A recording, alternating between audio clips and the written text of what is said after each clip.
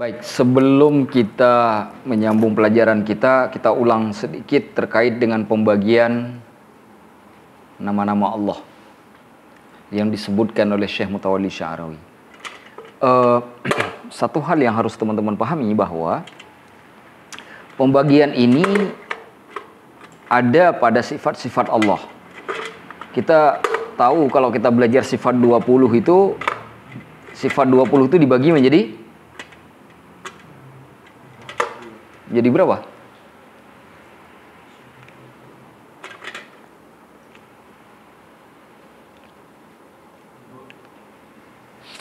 Kayaknya saya pulang nih. Subhanallah. Aqidatul Awam harus dicabut lagi ijazahnya nih.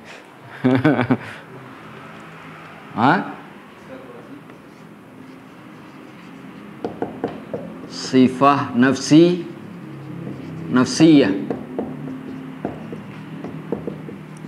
Yang kedua sifah salbiyah.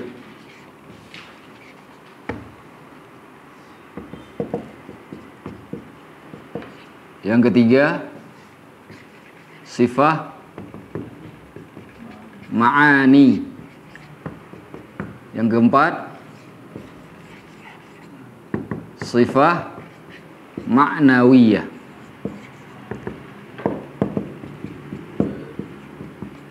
Nafsiyah 1, salbiyah 5, ma'ani 7, ini 7, sama dengan 20. Ini dalam pembahasan sifat yang 20 ya. Sifat nafsiyah 1 apa? Wujud, yang menunjukkan kepada zat Allah itu sudah ada. Allah sudah ada sebelum apapun ada dan tetap akan ada ketika semuanya sudah tidak ada. Itu wujud. Artinya tidak mungkin jika Allah tidak ada menciptakan sesuatu yang tidak ada menjadi ada. Jadi mesti Allahnya wajib ada. Maka disebut nafsiyah. Nafsiyah itu sendiri, diri, yang menunjuk kepada zat Allah. Itu sifatnya adalah wujud. Sifat salbiyah itu adalah sifat yang menetapkan suatu hukum pada sifat Allah, menetapkan suatu sifat pada Allah yang kebalikannya itu adalah bukan milik Allah. Salbiyah itu artinya negatif. Negatif artinya menafikan yang bukan milik Allah. Ada berapa? Ada 5. Contoh diantaranya adalah qidam. Qidam itu artinya yang tidak berawal. Berarti lawannya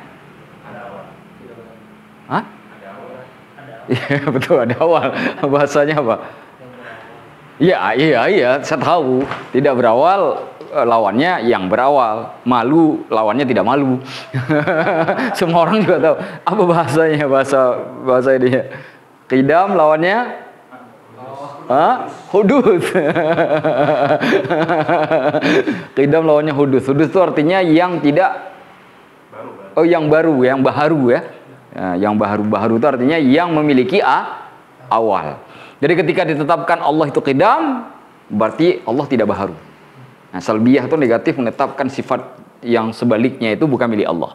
Yang kedua, baqa. Allah kekal, tidak ada akhir.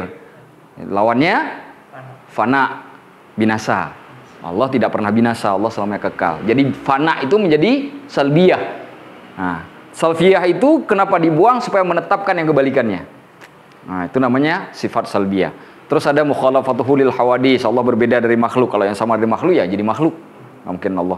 Kemudian qiyamuhu binafsi. Allah berdiri dengan sendirinya, tidak butuh bantuan yang lain. Berarti kalau yang qiyamuhu bi ghairihi, maka bukan Allah. Itu adalah makhluk yang berdiri dengan kebutuhan terhadap yang lain.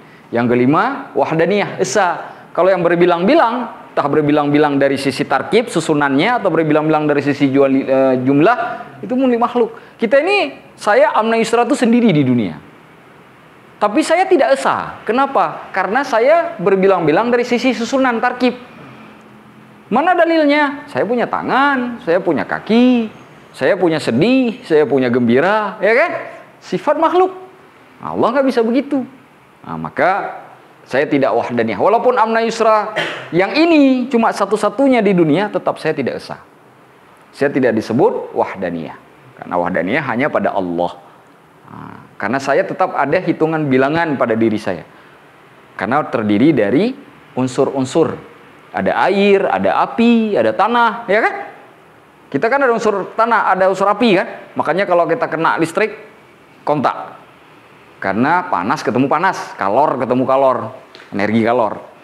Kita juga unsur air, makanya air disebut unsur kehidupan. Nah, kalau misalkan kita nggak makan, nggak minum 7 hari, 7 malam nih, tiba-tiba dikasih makan, dikasih minum, salah satu aja, kita pilih yang mana? Untuk survive. Pilih minum. Walaupun kita pengen makan. Karena logika yang paling sederhana, minuman lebih menyelamatkan daripada makanan. Karena unsur terbanyaknya adalah air. Wa ja'alna kulla syai'in wa ja'alna minal ma'i kulla syai'in. Hai, kami jadikan dari air itu segala sesuatu menjadi hidup. Kemudian unsur tanah, ya kita diciptakan karena Nabi Adam, berasal dari Nabi Adam, dan Nabi Adam diciptakan dari tanah. Nah, gitu kan? Nah, kita kan berarti itu menunjukkan saya itu tersusun. Tersusun itu menunjukkan punya bilangan. Maka saya bukan wahdaniyah. Wahdaniyah hanya milik Allah. Kita nggak boleh katakan Allah itu berasal dari api, Allah berasal dari, nggak boleh, haram, kafir langsung. Dalam bab itu tidak ada akal di situ. Kita hanya mengatakan Allah mengetahui zatnya yang aku tidak ketahui dan ilmu itu tidak diberikan kepadaku. Nah, begitu caranya, ya.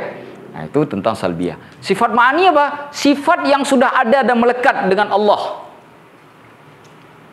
Sudah ada dan melekat dengan Allah dengan sendirinya. Yang lain sudah melekat juga, tapi cara memahaminya, kalau yang lain sudah saya jelaskan tadi 2 bagian pertama. Sedangkan sifat ma'ani itu, cara memahami sifat ma'ani itu sudah melekat dengan Allah dengan sendirinya, menunjukkan kemutlakan kepada Allah, kesempurnaan kepada Allah.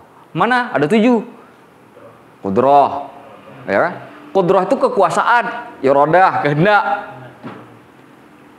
Kalau Allah nggak punya qudrah dan iradah, bagaimana Allah nggak bisa ciptakan saya kalau Allah nggak punya qudrah, nggak punya kekuasaan?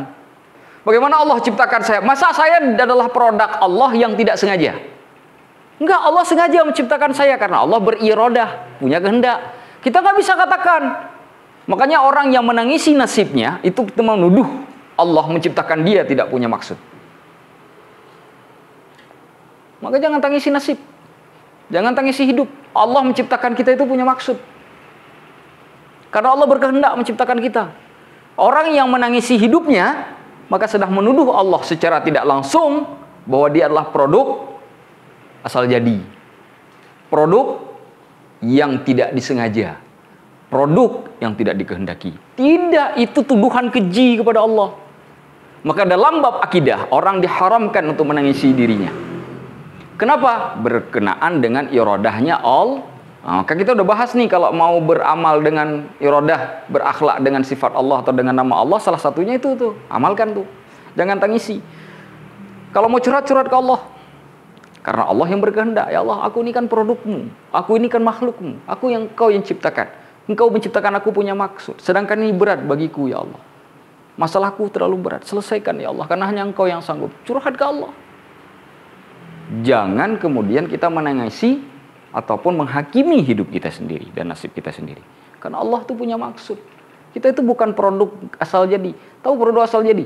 Mau bikin pempek jadinya bakso misalkan gitu. Ini produk asal jadi itu. Tadi karena niatnya bukan bakso, pempek. Tapi ternyata bentuknya aneh. Udah jadi bakso aja lah sekalian daripada dibuang. Nah itu kan produk asal jadi itu. Kemudian ketika dimakan rasanya nggak sama juga kayak bakso ternyata. Nah itu produk asal jadi itu. Kita bukan begitu.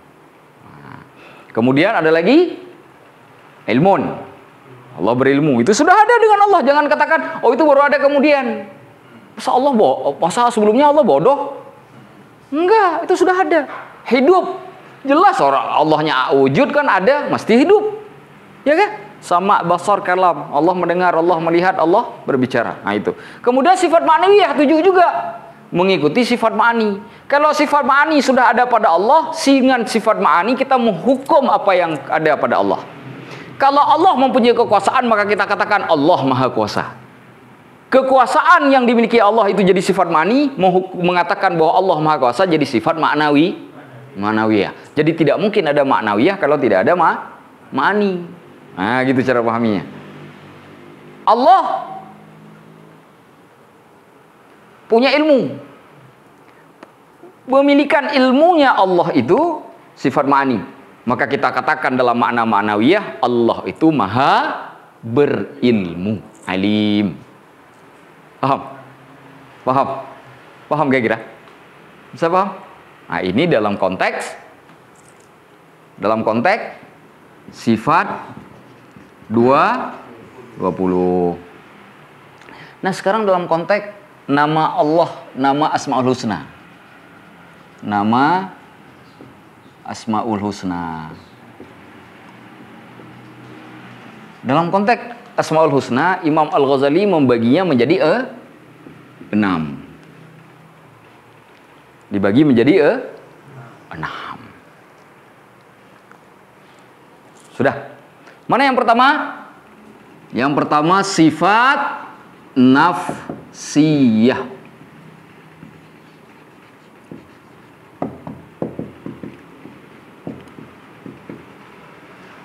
Ada berapa?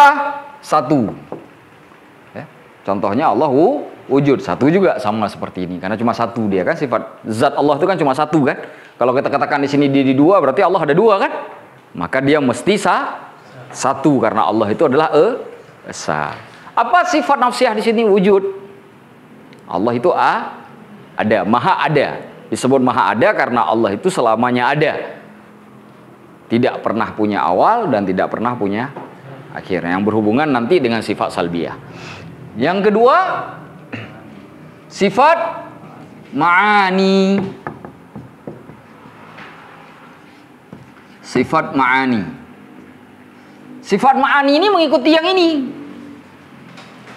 Dan yang lain-lainnya yang ada dalam Asmaul Husna yang 99. Seperti Allah itu Qadir, Allah Alim, Allah Sami, Allah Basir, yang tidak berhubungan dengan makhluk. Yang nggak berhubungan dengan makhluk. Rahman Rahim berhubungan dengan makhluk tidak? Berarti bukan sifat ma'ani. Yang tidak bersifat dengan makhluk. Qadir kan nggak berhubungan dengan makhluk. Karena Allah tanpa ada makhluk sudah maha kuasa kan? Murid, Allah maha berkehendak, itu kan? Mendengar, melihat, apalagi? Syahid. Allah kan syahid, menyaksikan. Ya kan? Nah, itu semuanya adalah sifat-sifat ma'ani yang dalam Asmaul Husna. Yang ketiga, sifat fi'il. Sifatul af'al. Sifat perbuatan. Itu yang ketiga. Sifat perbuatan itu yang berhubungan dengan makhluk. Nah, contohnya Ar-Razzaq, memberi rizki. Allah maha kuasa memberi rizki. Tapi rizki itu untuk siapa? Untuk Allah apa untuk makhluk? Untuk makhluk. Karena Allah nggak butuh rizki, karena rizki itu sendiri adalah makhluk. Lantas bagaimana sebelum ada makhluk? Apakah Allah disebut maha rizki? Iya, Allah disebut maha kuasa memberi rizki. Jadi makna sifat af'al ini ketika belum ada makhluk, dia ada dalam sifat ma'ani cakupannya. Nah, saya ulangi, perhatikan nih, jangan salah paham, ini kacau nanti akidahnya. Sifat af'al ini sebelum ada makhluk, dia cakupannya ada di dalam sifat Kenapa belum ada harus dalam sifat ma'ani cakupannya? Karena yang bersifat perbuatan ini bukan untuk Allah, untuk makhluk. Makhluk belum ada. Maka dia harus berada dalam cakupan sifat ma'ani. Ketika sudah ada makhluk, maka baru dia terlihat secara jelas. Tadinya sudah ada. Kenapa terlihat secara jelas? Karena sudah berhubungan dengan perbuatan yang berhubungan dengan makhluk. Rezeki. Allah sebelum ada makhluk sudah maha rezeki belum? Memberi rezeki. Sudah. Tapi Allah sudah beri rezeki belum? Kenapa? Karena Allah nggak butuh rezeki. Wujudnya rezeki itu baru ketika ada makhluk. Tapi sebelum ada makhluk, Allah sudah maha pemberi rezeki. Nah, makanya disebut cakupannya di dalam ma'ani. Karena dalam ma'ani ada sifat qudrah, maha kuasa. Artinya Allah kuasa memberi rezeki. Maka sifat af'al ini bercakupannya dalam sifat ma'ani. Karena belum ada makhluk. Tapi kalau sudah ada makhluk, maka dia dipisahkan penyebutannya untuk memahami ada keterkaitan dengan Nah, pusing kan?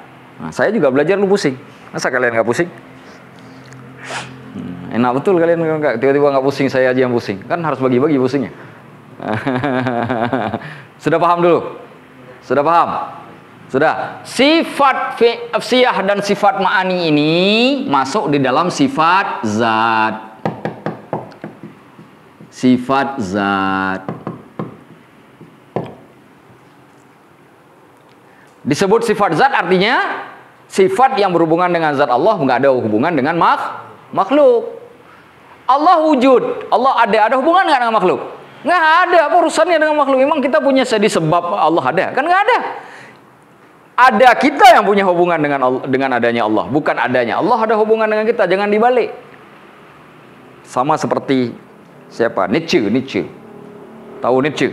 Filosof asal Jerman. Dia mengatakan God is dead. Tuhan sudah mati. Enak betul dia ngomong Tuhan sudah mati. Kenapa? Ketika dia mengatakan Tuhan sudah mati, karena dia menganggap bahwa Tuhan sudah hilang kekuasaannya di atas muka bumi. Sekarang pertanyaannya, ketika kita berpendapat begitu, mana yang mutlak? Tuhan apa manusia? Maka secara tidak langsung Nietzsche sudah menuhankan manusia. Betul tidak? Betul tidak? Nah ini kacau. Siapa pula yang menyembah dia? Ada kerjaan aja nyembah dia. Nah, jadi harus pahami itu ya. Jadi kita belajar filsafat, belajar tasawuf, belajar apapun, kita tetap memandang diri kita adalah nisbi, relatif, tidak mutlak. Sedangkan Allah selamanya mutlak. Nggak boleh dibolak-balik. Oh Ustadz, itu kiai itu cerdas sekali orangnya. Tetap ada batasan. Kenapa? Karena nisbi. Karena yang maha mengetahui hanya Allah. Begitu tuh. Sifat afal. Yang keempat, sifat tanzih.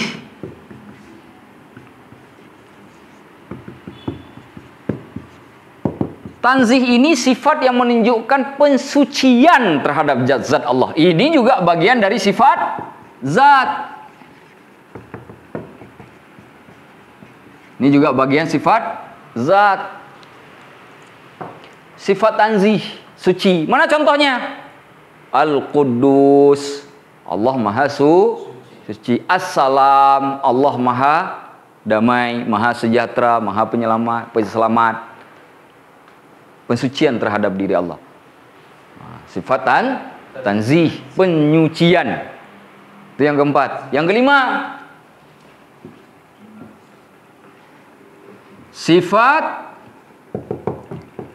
tadullu, yang menunjukkan ala, atas jumlati awsaf.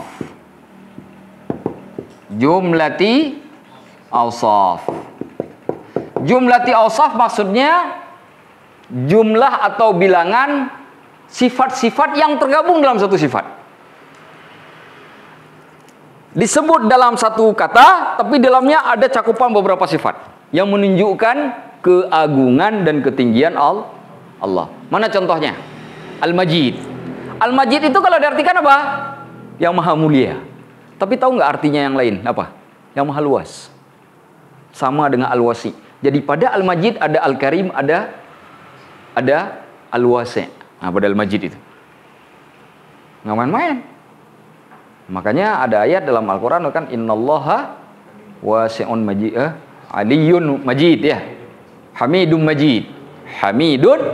Hamid yang mempunyai pujian, maha memiliki pujian. Bagaimana orang yang bisa dipuji kalau dia tidak mulia, tidak luas segala-galanya? Bagaimana bisa dipuji? Nggak mungkin bisa dipuji kan? Maka ketika di surah Hamidun Majid, dia kata Majid itu adalah satu kata yang menunjukkan kumpulan beberapa sifat. Jumlatu awsaf, kumpulan beberapa sifat. Seperti kata Al-Majid. Jadi kalau paham pembagian-pembagian ini, nanti ketika tahu maknanya, mudah klasifikasi, sehingga baca Al-Quran jadi mengertinya mudah. Karena begini, di dalam dunia penafsiran, ketika kita baca ujung ayat ini, innallaha aliyun hakim, innallaha azizun hakim, itu kalimat aziz sama hakimnya diletakkan bareng itu. Itu ada maknanya, bukan semua cuma enak suka-suka Allah aja. Bukan. Ya memang suka-suka Allah, tapi bukan berarti tidak ada maknanya. Enggak. Selalu berhubungan dengan ayat yang dibicarakan. Allah sedang berfirman apa? Maka jika ditutup dengan salah satu Asmaul Husna atau digabung dua Asmaul Husna, mesti dua Asmaul Husna itu punya kaitan dengan apa yang Allah sedang firmankan itu.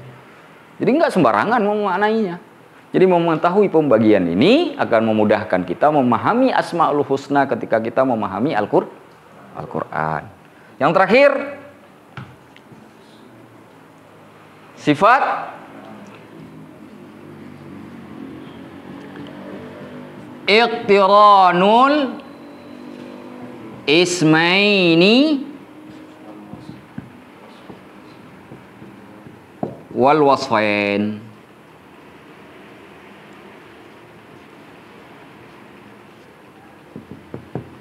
Wal wasfain.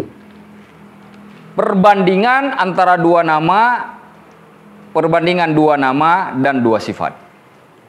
Perbandingan dua nama dan dua. Mana contohnya?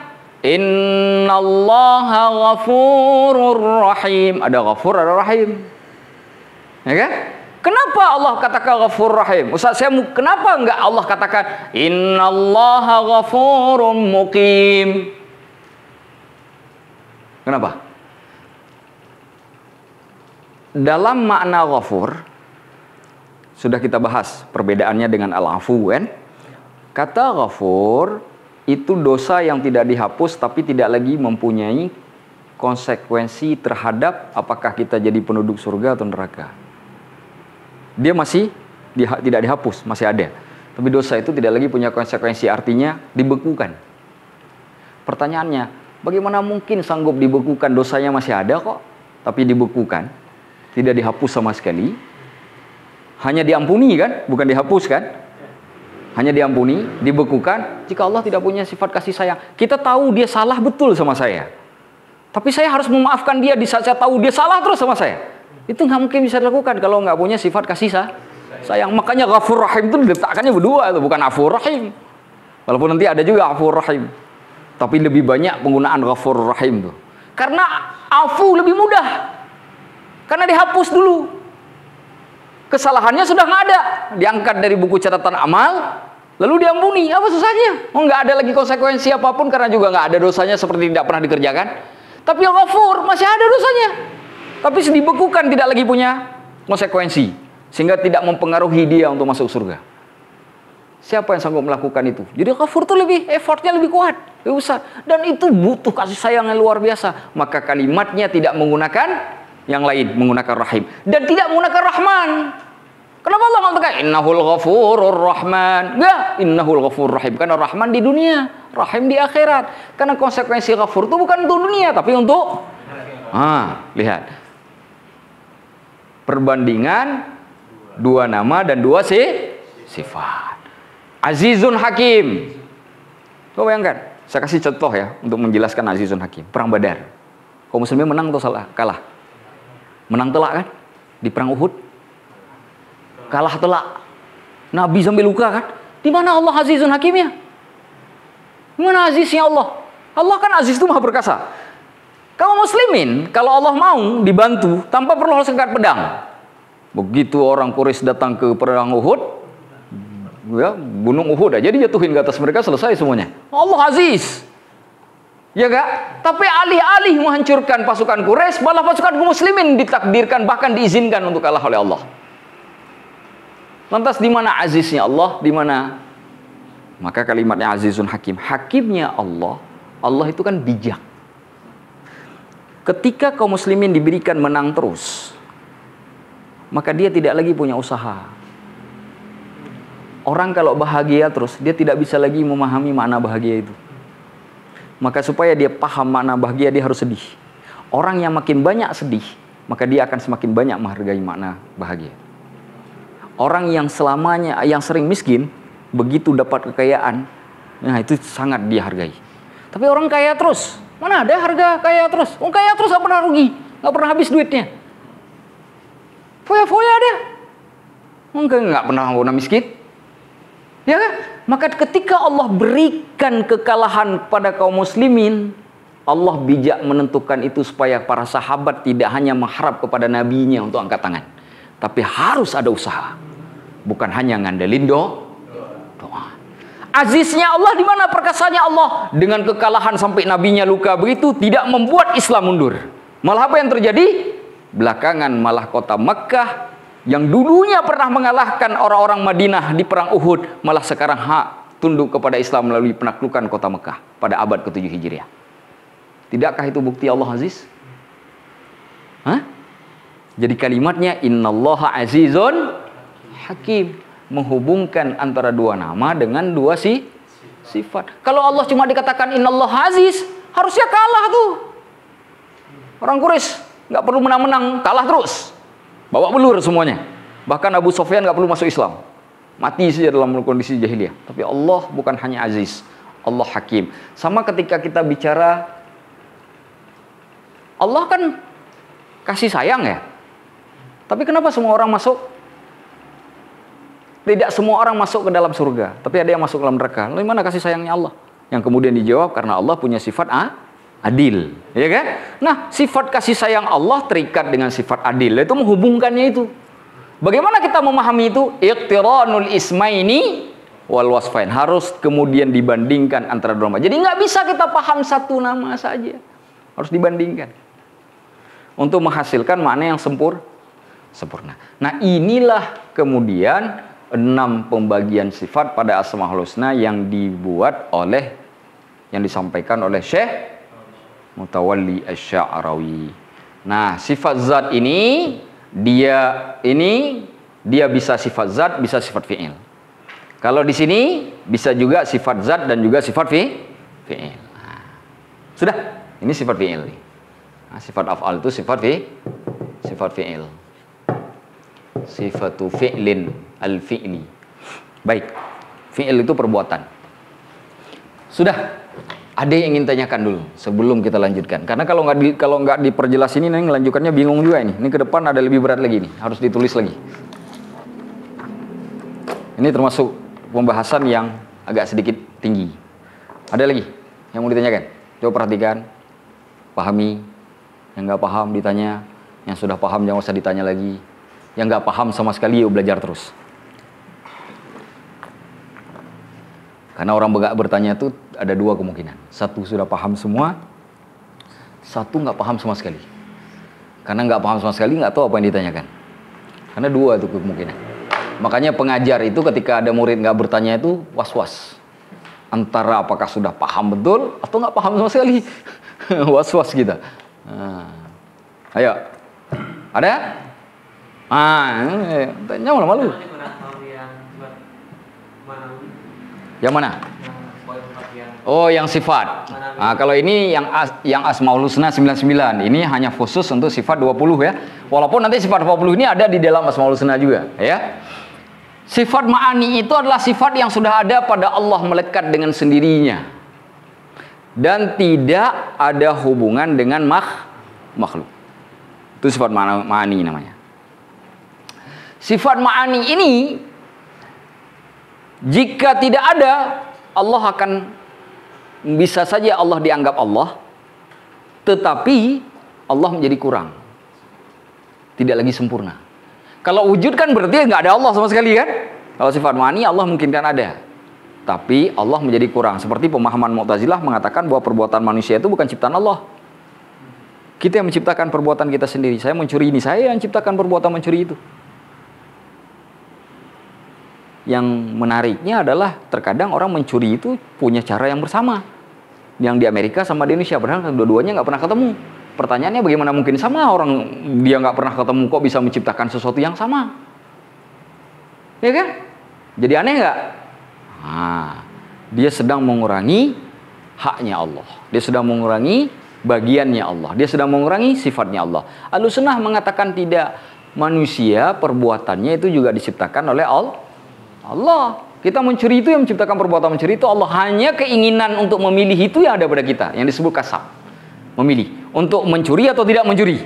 Jadi kita dihukum bukan karena keinginan kita, yang keinginan itu kemudian diikuti oleh perbuatan. Karena Allah ketika menciptakan perbuatan mencuri, meminta kepada kita jangan kau ambil yang ini. Sama seperti Allah ciptakan anjing, jangan kau sentuh. Jangan pelihara. Kecuali ada sebab syar'i. Allah menciptakan perempuan, jangan kau sentuh kecuali kau nikahi. Nah, gitu kan?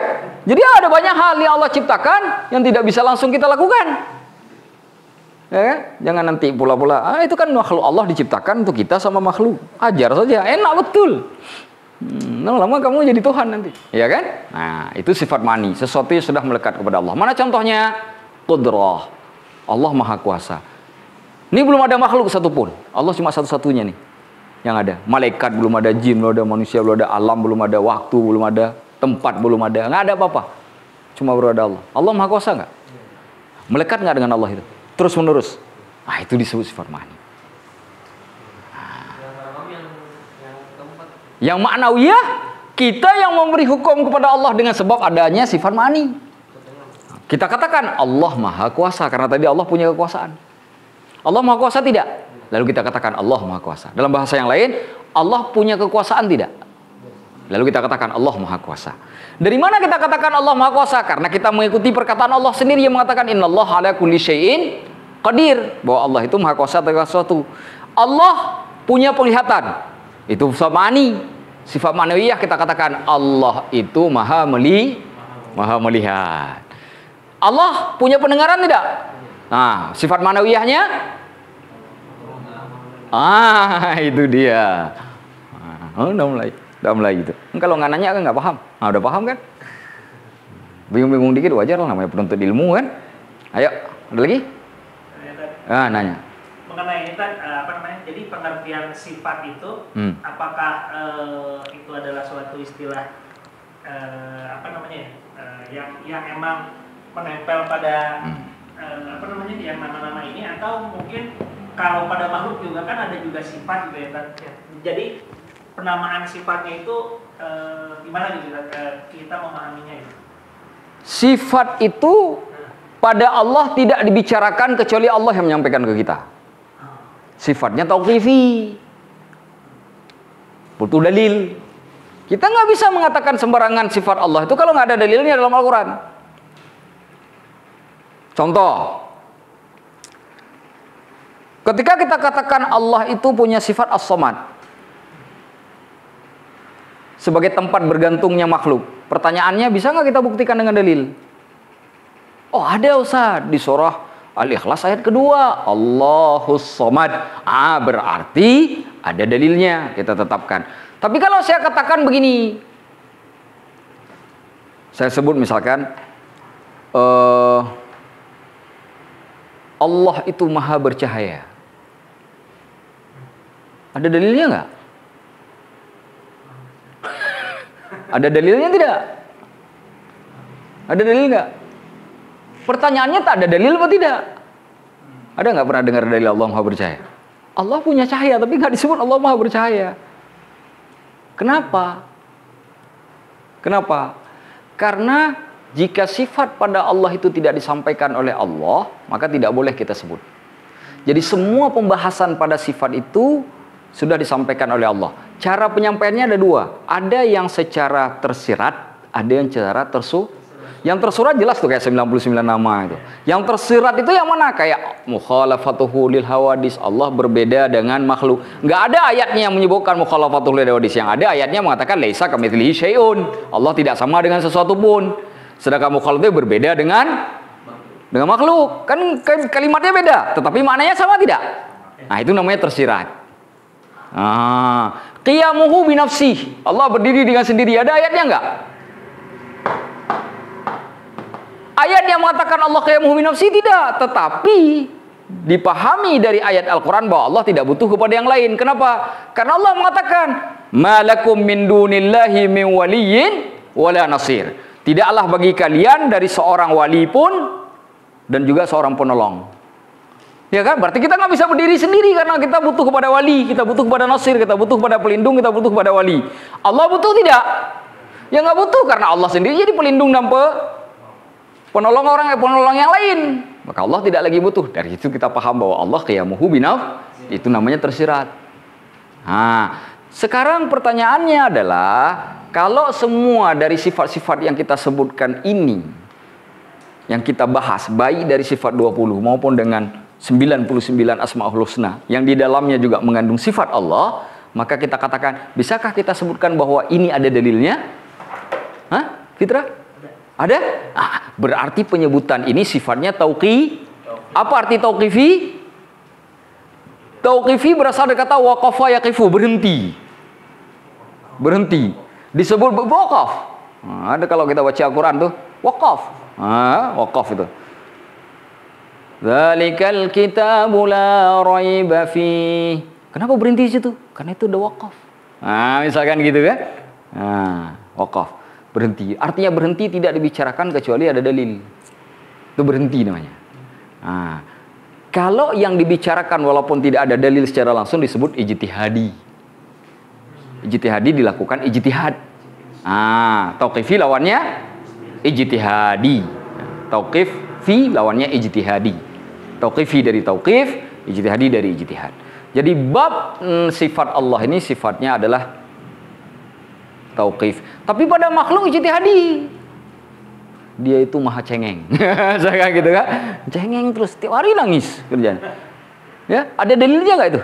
Nggak ada. Manusia kok ngapain ada dalilnya? Kita ngelihat dari kebiasaan dia. Makanya sifatnya ijtihad. Pada manusia ijtihadi, pada Allah tauqi. Nggak bisa bicarakan kalau nggak ada tauqifinya. Paham? Wallahu a'lam bishawab. Ada lagi?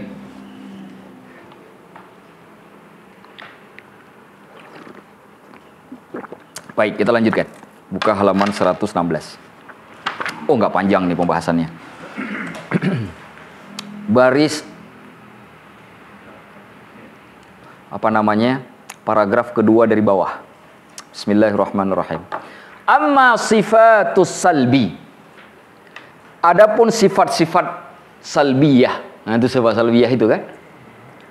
Kenapa tidak dimasukkan ke dalam sini oleh Imam Ghazali? Oleh Syekh Mutawalli Sya'rawi. Disebutkan begini, fala tadkhulu fi awsafihi ta'ala. Dia tidak termasuk dalam pensifatan sifatnya Allah Ta'ala. Artinya sifat-sifat itu tidak dimasukkan ke sini. Sifat salbi. Kenapa sifat salbi tidak dimasukkan? Karena sifat salbi tidak punya dalil secara khusus karena terpahami secara tersirat. Walaupun ada juga yang dipahami secara langsung seperti wahdaniyah itu kan dari wahid kan. Tapi ada yang dipahami tidak secara tersurat tapi tersirat. Seperti mukhalafatul waris. Tidak dimasukkan ke sini kenapa? Karena Asmaul Husna semuanya punya tersurat. Semuanya tertulis, tersurat. Maka tidak langsung dimasukkan. Fala tadkhulu fi awsafihi ta'ala illa an takuna, hanya saja dia itu menjadi mutadamminatan li thubut, mencakupi penetapan. Dia tidak dimasukkan kepada bagian, tapi memahaminya dapat membuat kita menetapkan kondisi sifat pada Allah, bahwa Allah berbeda dengan makhluk. Maka Allah memberi rezeki. Orang tua kita kan ngasih rezeki juga ke kita, tapi beda nggak rezeki orang tua yang berikan ke kita dengan rezeki yang Allah berikan ke kita? Beda, karena rezeki orang tua berikan ke kita juga berasal dari Allah, tapi rezeki Allah berikan kepada kita tidak berasal dari orang tua kita. Jelas itu beda kan? Makanya itu penetapan disebut. Mana contohnya? Kal ahad. Makanya dalam Asmaul Husna itu kita sering nggak baca al-ahad kan? Iya kan? Kita baca al-wahid saja kan? Karena Allah dimasukkan ke dalam 99. Itu kan ada perbedaan pendapat, udah kita jelaskan di awal. Kalau yang memasukkan ahad berarti Allahnya tidak termasuk, karena Allah itu adalah sifat jami yang mencakupi semuanya sehingga tidak dimasukkan. Jadi masuk ahad. Jadi yang tidak memasukkan ahad memasukkan Allah. Maka Allah disebut yang pertama dalam urutan karena Allah yang namanya yang paling mencakupi semua nama. Jadi begitu aja secara memahaminya. Nah, ahad ini di sini tidak dimasukkan. Makanya dalam buku ini kan tidak ada kata ahad tadi. Al-wahid saja kan. Coba waktu kita baca Asmaul Husna setiap waktu, coba perhatikan nggak ada kata ahadnya. Tapi dalam Asmaul Husna orang Indonesia ada ahadnya tuh. Betul tidak? Coba aja nanti lihat aja. Nah, itu ada dasarnya. Mana contoh sifat salbiyahnya? Kal ahad, wahdaniyah tadi itu kan? Ahad. Al-mutadammin ifradahu bi rububiyah wal uluhiyah, yang mencakupi kesendiriannya Allah dengan rububiyahnya Allah dan uluhiyahnya Allah. Rububiyah itu adalah sifat pengaturan Allah, sedangkan uluhiyah sifat yang hanya layak disembah. Ya, begitu. Jadi ketika disebut Allah ahad, yang dimaksud itu bukan hanya esa, tapi kesendiriannya Allah dalam pengaturan dan penyembah, satu-satunya yang layak disembah. Nah, itu maksudnya, bukan ahadnya langsung. Tapi berbeda wahid. Wahid itu ketika disebut wahid menafikan 2, 3, dan 4 yang menunjukkan esa secara langsung. Jadi yang dimaksud salbiyah itu bukan ketika disebut salbiyah Allah tidak sama dengan makhluk. Ya kan? Menghubungkan dengan yang lainnya kan? Ada kata makhluknya di situ kan? Menghubungkan pada sesuatu yang tidak jadi sifat Allah. Mukhalafatuhu lil hawadis, Allah berbeda dengan yang baharu. Baharu itu kan bukan sifat Allah. Kenapa disebut dalam sifat Allah? Makanya ada kalimat mukhalafahnya di sebelumnya yang artinya berbeda dengan yang baharu. Karena baharu itu kan bukan sifat Allah, sifat makhluk kan. Tapi dipakai kalimat baharu itu pada sifat Allah. Yang seharusnya kan nggak boleh dipakai pada sifat Allah. Nah itu yang disebut oleh Imam Al-Ghazali dalam Asmaul Husna. Dia tidak dimasukkan kecuali dia menjadi cakupan atau menjadi meliputi penetapan terhadap sifat Allah yang seharusnya ada. Seperti menyebut kata ahad yang menunjukkan bahwa Allah esa dalam kesendiriannya sebagai zat yang maha mengatur dan zat yang layak disembah. Bukan esa sendiri tanpa ada Allah kedua, Allah ketiga. Karena itu makna dari makna wahid. Paham ya? Nah, makanya tidak dimasukkan. Tapi dapat dipahami dari situ. Makanya kan dalam sifat 20 itu salbiyah itu ada salah satu sifatnya wahdaniyah. Baik. Wassalam al-mutadammin li bara'atihi min kulli naqsin, dan juga selamat yang mencakupi segala kekurangannya dari segala kekurangan. Nah, ada juga yang memasukkan nama Allah As-Salam itu sebagai sifat salbiyah. Wallahu a'lamu bishawab. Nah, yang paling penting harus diingat ini. Walil asma'il husna dalalat. Asma'ul husna itu dia punya petunjuk-petunjuk. Ada dalalat. Dalalah itu artinya dalil yang menunjuki kepada sesuatu. Nah, itu disebut dalalah dalam bahasa Arab. Misalkan begini. Pak Binsar wajahnya sudah pucat, merah, kekuning-kuningan. Nah, kita mengatakan, oh itu dalalah bahwa orangnya lagi sakit. Kita tidak tahu sakitnya, tapi melihat dari roman wajahnya kita mengatakan itu sakit. Jadi pucat wajah yang kuning tadi itu sebagai dalalah petunjuk bahwa Pak Binsar dalam kondisi sakit. Ya. Ada orang datang, senang betul, kantongnya tebal, senang betul, megang-megang terus kantong, kita kata kayaknya lagi di gajian. Megang kantong itu dalalah bahwa dia sedang sudah gajian. Ini contoh saja. Itu disebut dalalah. Ini secara pemahaman. Nah, dalam Asmaul Husna itu ada 3 dalalah. Ini saya hapus ya. Atau ada yang mau mengambil pahala? Nah, sebelum kita baca teksnya, saya harus jelaskan dulu apa dalalah itu. Karena tidak dijelaskan nanti nggak paham baca teksnya, pusing kepala. Satu hal yang harus diingat. Dalalah ini semuanya, jangan sedikit-sedikit. Jangan malu-malu. Semuanya. Ya. Dalalah itu yang ini ya, yang akan dibahas ini bukan hanya ada di Al-Asmaul Husna, tapi juga ada dalam ilmu penafsiran Al-Quran. Dalam tafsir juga dipakai. Nah, kenapa dipakai dalam Asmaul Husna? Tidak hanya dipakai dalam tafsir, karena Asmaul Husna ada dalam Al-Quran. Jadi memahami 3 dalalah pada Asmaul Husna juga sedikit banyaknya akan memahami kita kepada penafsiran Al-Quran. Cara menafsirkan Al-Quran. Dalalatun. Ada berapa? Tadi saya sebutkan? Ada 3 ya. Dalalatun mutabaqah. Dalalatu mutabaqatin. Dalalatu mutabaqatin. Nah, ini yang pertama. Yang kedua, dalalatu tadammunin. Tadammunin. Yang ketiga, dalalatu iltizamin.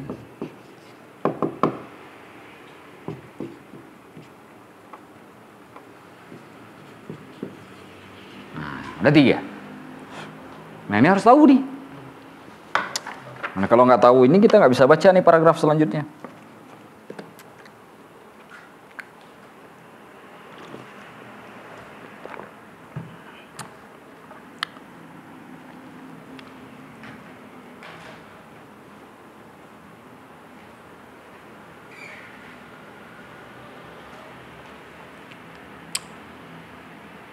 Nah, tulis definisinya. Dalalatu mutabaqatin itu menunjukkan makna keseluruhan.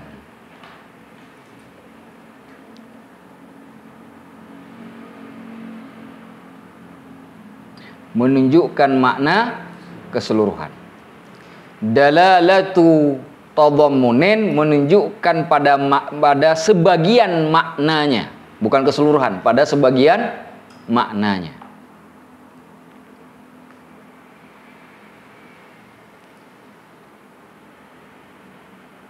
Kalau mutabaqatin makna keseluruhan.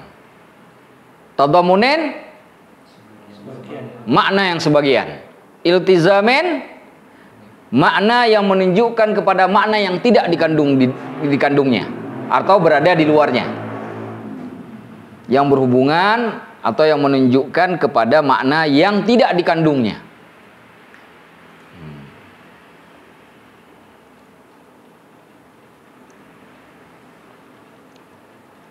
Yang menunjukkan kepada makna yang tidak dikandungnya atau dimiliki. Itu iltizamin namanya. Mutabaqah secara arti itu artinya sesuai. Nah, kenapa sesuai? Karena dia mencakupi keseluruhan. Tadammunin itu kandungan. Mencakupi kandungan. Kandungan itu kan bisa jadi sebagian kan? Nah, itu menunjukkan sebagian. Secara bahasa tadammun itu mencakupi. Iltizam artinya kewajiban yang mengikat atau keserasian yang menunjukkan ada hubungan dengan faktor luar. Nah, begitu cara memahaminya. Secara bahasa mutabaqah kesesuaian, tadammunin cakupan, iltizamin keserasian atau keterikatan. Itu bahasa yang lebih bagusnya. Keterikatan. Saya ulangi. Secara arti bahasa, mutabaqah artinya kesesuaian. Dalalah tabaqah lah petunjuk yang berkesesuaian. Tadammunin cakupan. Dalalah tadammunin artinya petunjuk yang mencakupi. Iltizamin artinya keterikatan. Dalalatu iltizamin artinya petunjuk yang mempunyai hubungan keterikatan. Apa yang dimaksud dengan kesesuaian di sini? Mencakupi seluruh makna. Makna seluruhnya. Di sini cakupannya menunjukkan makna sebagian. Keterikatan menunjukkan pada makna yang tidak dikandungnya, artinya makna di luar. Kita ambil satu contoh, motor. Ketika disebut motor apa kita pahami? Bannya saja, setangnya saja, bodinya saja atau mesinnya aja? Seluruhnya. Nah, itu disebut dalalah mutabaqah. Semuanya dipahami begitu. Jadi ketika disebut motor, terbayang dalam pikiran saya bukan hanya bannya saja. Jadi kita tanya sama teman, mau kemana? Mau beli kendaraan. Kendaraan apa? Motor. Kita nggak kebayang di pikiran kita dia mau beli ban pelaknya aja. Pelaknya aja dia beli. Nggak, satu keutuhan itu. Jadi kita nggak perlu tanya, jangan beli pelaknya rugi. Bodoh itu. Nggak paham adalah lawan tokoh itu. Nggak orang disebut motor kok beli pelaknya aja. Artinya pelak termasuk bagian dari motor. Pasti kalau beli motor ada pelaknya. Masa nggak ada pelaknya jalan pakai apa tuh motor? Iya, kita paham gitu ya. Itu namanya dalalah mutabaqah. Kita pakai sekarang Asmaul Husna. Ar-Rahman. Ar-Rahman. Ini kita praktek sekarang. Tadi contoh. Ini contoh mudah, contoh logikanya. Sekarang kita praktek di Asmaul Husnanya, dalam mutabaqahnya. Ingat, kalimat jangan pakai Rahman. Supaya lebih mudah, lebih memahami teman-teman kan. Nah, saya bikin balik, saya pakai penjelasan terbalik. Pahami dulu begini. Nama Allah Asmaul Husna itu di dalamnya ada nama, ada si. Nah, itu dulu pahami. Di mana saya tulis? Nah, ini note saya, ya. Asmaul Husna. Aha. Bukan Amna Harahap ya. Yang salah-salah ya. Amna Harahap pula dipanggilnya. Bukan. Asmaul Husna ini. Yang pula Amna Harahap. Udah. Asmaul Husna itu artinya nama dan sifat. Kalau saya sebut Ar-Razzaq. Ar-Razzaq itu nama, di dalamnya ada kandungan sifat memberi rezeki. Berarti kalau nyebut Asmaul Husna selalu bayang ini dua. Nama dan berarti ada kandungannya. Kalau saya sebut Ar-Rahmah. Ya, Ar-Rahmah. Kasih sayang. Allah punya nggak kasih sayang? Hah? Punya kasih sayang ya? Benar ya? Nah, sekarang kita menunjukkan makna keseluruhan. Berarti ini harus cakupi dua-dua kan? Nama dan sifat. Kan begitu kan? Namanya apa? Ar-Rahman. Betul ya? Ini nama. Sifatnya Dzu Rahmatin, yang memiliki rahman. Rahmah, kasih sayang. Nah, ini sifat, ini nama. Ini nama, ini sifat. Sekarang pertanyaannya adalah, sudah mencakupi seluruhnya? Sudah? Maka ketika kita menyebutkan Asmaul Husna 99, kalau pakai dalalah mutabaqah, maka selalu pahami bahwa Allah itu berhubungan dengan dua hal. Nama-nama Allah itu berhubungan dengan dua hal, nama dan sifat. Ar-Rahman menjadi nama Allah, sedangkan Dzu Rahmah menjadi sifat Allah. Sudah masuk dua-duanya? Sudah masuk? Sekarang kita contoh lagi. Al-Muhyi, Allah menghidupkan. Supaya kita pakai dalam mutabaqah, harus ada dalam pikiran kita nama dan sifat secara bersamaan. Namanya Al-Muhyi, yang maha menghidupkan, sedangkan sifatnya menghidupkan. Namanya Al-Muhyi, sifatnya Dzu Ihya'in, yang menghidupkan atau yang memiliki kemampuan untuk menghidupkan, yang memiliki kekuasaan untuk menghidupkan. Itu sifat. Jadi selalu begitu. Setiap teman-teman baca Asmaul Husna tuh, Ar-Rahmanur Rahimul Malik. Pakai dalam mutabaqah, hadirkan di kepala kita nama dan sifat sekaligus. Al-Malik itu tidak sama seperti nama Wahyono, tidak sama dengan nama lain-lain lah. Nanti kita sebut, nanti tersinggung pula orang. Ya, tidak sama dengan nama-nama itu semuanya. Artinya kata Al-Malik, nama yang spesial dibanding semua nama. Di saat yang sama, Al-Malik itu juga sifat Allah yang menunjukkan bahwa Allah itu adalah rajanya di raja. Penguasa di atas penguasa. Itu sifat. Begitu terus menerus. Jadi ketika baca Asmaul Husna itu jangan cuma berpikir pada kata-katanya saja. Pahami dua hal ini. Untuk apa? Untuk supaya dapat dalalah mutabaqah, petunjuk yang menunjukkan keserasian bahwa nama ini mempunyai penamaan dan juga mempunyai sifat di dalamnya. Paham? Sampai sini dulu. Kalau belum nyampe, jelas nggak susah maju ke dalam. Ini dulu. Paham nggak? Jadi setiap disebut salah satu dari 95 nama Allah itu, pahami di dalamnya ada nama Allah. Di sana itu adalah nama Allah, di saat bersamaan juga sifat Allah. Jadi jangan katakan Asmaul Husna itu nama Allah, tapi menafikan sifat Allah. Haram hukumnya. Itu dalam mutabaqah. Haram. Jadi posisi rahmah ini, kedua-duanya ini berhubungan dengan kedua-duanya, itu disebut dalalah mutabaqah, yang mencakupi seluruhnya seperti orang beli motor. Nah, sekarang kita pindah ke dalalatu tadammun. Dalalatu tadammun itu tadi yang menunjukkan makna sebagian. Ya kan? Contoh, saya katakan motor rusak. Pasti pakai motor nih. Motor rusak. Apa yang saya pahami? Seluruh bagian motor itu rusak. Mungkin yang rusak cuma busi doang. Bannya nggak rusak. Tapi kenapa katakan motor rusak? Saya telepon, Ashraf, boleh pinjam motornya? Ustadz, motor saya rusak. Bohong nggak Ashrafnya ke saya? Enggak. Kenapa? Karena pakai dalalatu tadammunin. Yang disebutnya motor rusak itu tidak menunjukkan bahwa seluruh bagian dari motor itu rusak. Cuma sebagian saja. Bahkan salah satu bagian saja yang rusak. Jadi ketika Ashraf katakan, Ustaz, maaf nggak bisa saya pinjamkan Ustaz, motornya rusak. Salah nggak Ashraf bilang begitu? Salah nggak? Masa saya katakan, Ashraf yang rusak busi bilang motor rusak. Saya bilang busi motor rusak. Nah itu bodoh betul orangnya.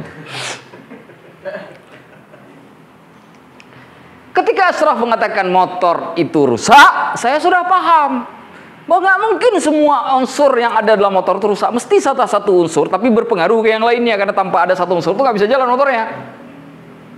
Paham tidak?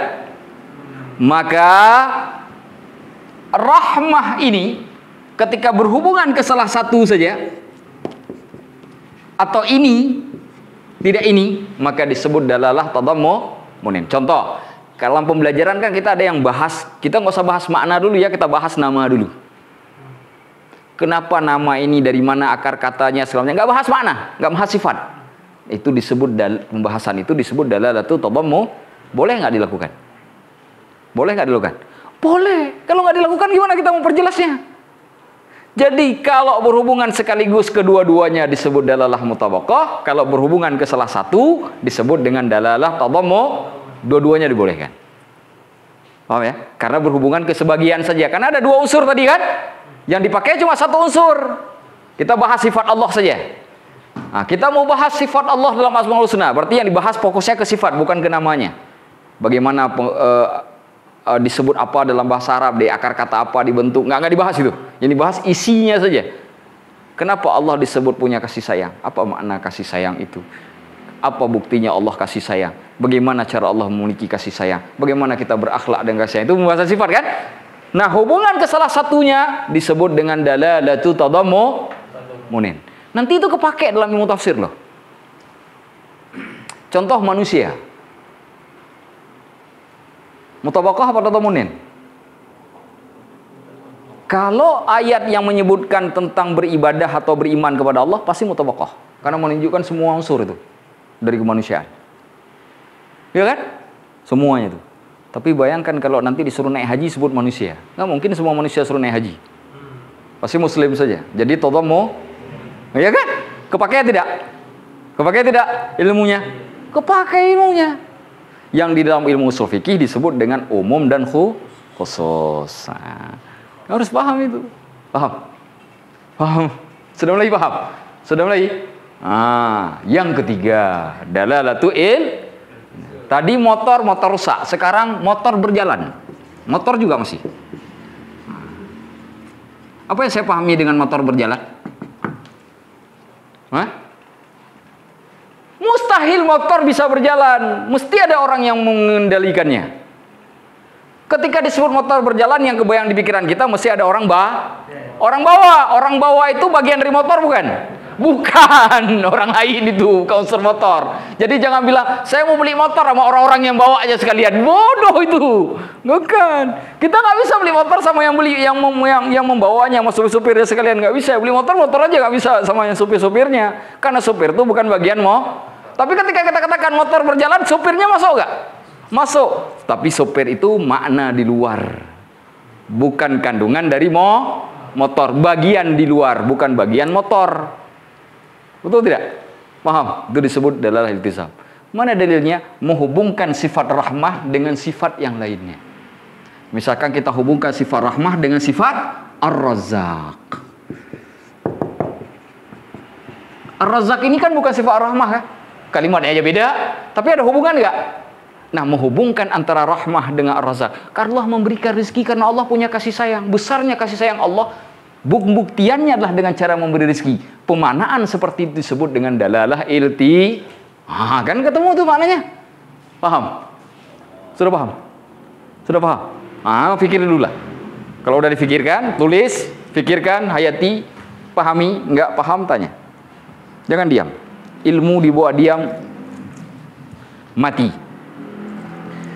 La yata'allamul ilma mustahyin wala mustakbirun. Jangan tidak layak orang belajar ilmu dari dua golongan, pemalu dan orang yang sombong. Bukan cuma orang sombong aja nggak layak belajar, pemalu juga nggak layak. Pemalu itu urusan khalwat, itu baru malu. Tapi kalau belajar ilmu nggak boleh ada malu. Tanya. Khalwat laki perempuan baru ada malu. Baik, silakan ditulis. Yang nggak paham tanya, atau saya yang tanya. Nah, siapkan satu-satu Asmaul Husna. Satu-satu, setiap orang disiapkan satu Asmaul Husna. Sejukkan kepada saya mana adalah tabakohnya, mutabakohnya, menunjukkan kepada saya mana adalah tadamunnya, menunjukkan kepada saya mana adalah iltizamnya. Setiap orang satu Asmaul Husna. Sudah 99 orang cuma berapa ini? Nah, mudah sekali ngambilnya. Wajib. Nah, kita sepakati, yang nggak bisa mau kita apain? Masak Indomie jam 2 malam.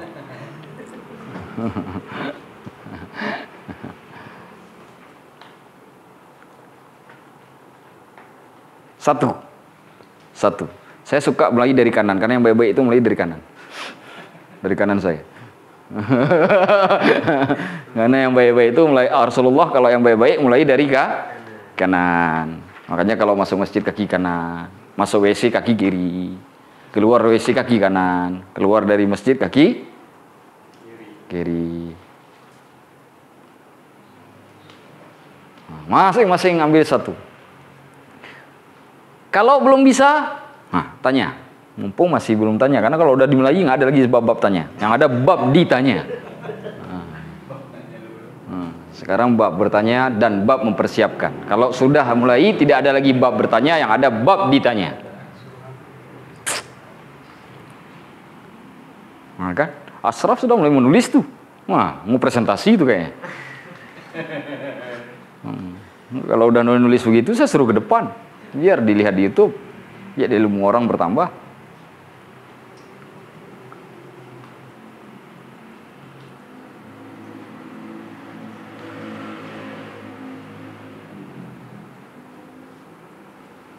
Biar mudah dilihat. Ini gini ya.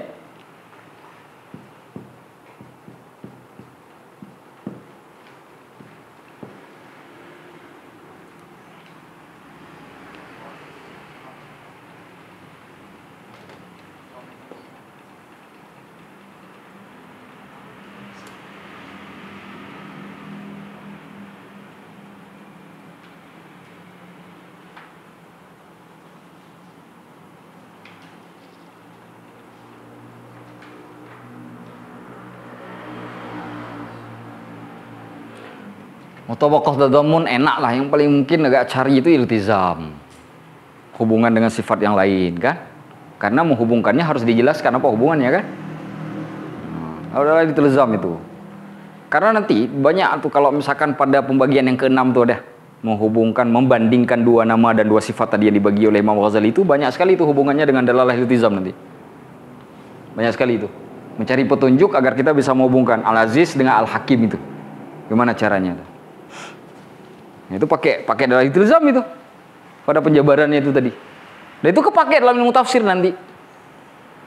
Sehingga teman-teman nanti kalau kuliah S2 siapa tahu tiba-tiba pindah ke MSI.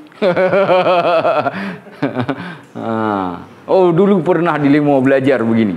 Ketika disuruh presentasi, buka Amanah Instagram. Nggak perlu lagi cari bahan.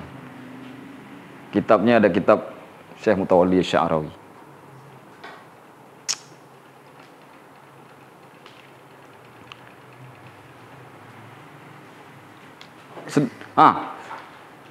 Kita mulai karena nggak ada pertanyaan biar nggak lama-lama. Mardi, saya bilang tadi kan saya suka yang kanan-kanan. Mardi, mau ambil sifat apa? Atau sebut sama sifatnya dulu yang dipilih apa dari Asmaul Husna itu? Satu aja. Ar-Razzaq, oke. Ini apa? Cari yang lain. Nggak ada, biar mas nggak jadi tanya biar nggak sama. Mako. Al-Wahid. Apa? Al-Wahid. Antum mau saya? Mau? Antum apa saya? As-Sami. Mungkin jangan sama. Al-Basir. Al-Malik. Yang penting jangan sampai Al-Mari ya. Al-Ghafur. Al-Ghafur, Al-Malik, Al-Basir, As-Sami. Tadi apa Magok? Al-Wahid. Al-Wahid. Ar-Razzaq. Ini belum ada nih. Saya Al-Latif sudah. Al-Latif. Al-Latif. Mau dibekam? Itu pakai aku. Oh ya. Ayo. Ar-Razzaq kan? Sebutkan dalalah tabaqahnya yang menunjukkan mana keseluruhan.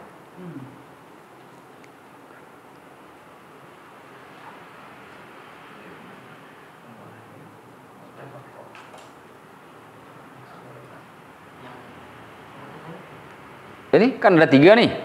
Ada yang dalalah tabaqah, ada tadammun, ada iltizam. Tadi milih ar-razak. Nah, coba jelaskan dengan 3 petunjuk ini. Menggunakan petunjuk mutabaqahnya atau tadammunnya atau iltizamnya. Coba jelaskan.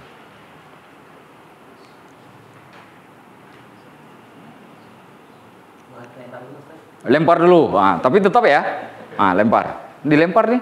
Saya mah suka lempar-lempar aja udah. Kata dilempar. Pakai apa lemparnya? Pakai apa lempar? Oh, dulu saya kalau lempar tuh kayak buah mangga. Pakai kayu. Yang dilempar. Enggak, tadi pakai milih apa? Tadi al-latif kan? Oh, iya. Al-latif. Nah. Enggak. Al-latif, ayo jelaskan dalam tokohnya. Al-latif itu kan maha lembut dari. Iya. Jadi nama Allahnya Al-Latif. Iya. Memiliki sifat yang memiliki sifat maha lembut. Nah, di mana dalam tokohnya? Mana dalam tokohnya? Orang begitu saya juga bisa. Saya tanya di mana dalam tokohnya? Kan saya bilang nanti pakai dalalah mutabakoh. Lihatlah definisinya.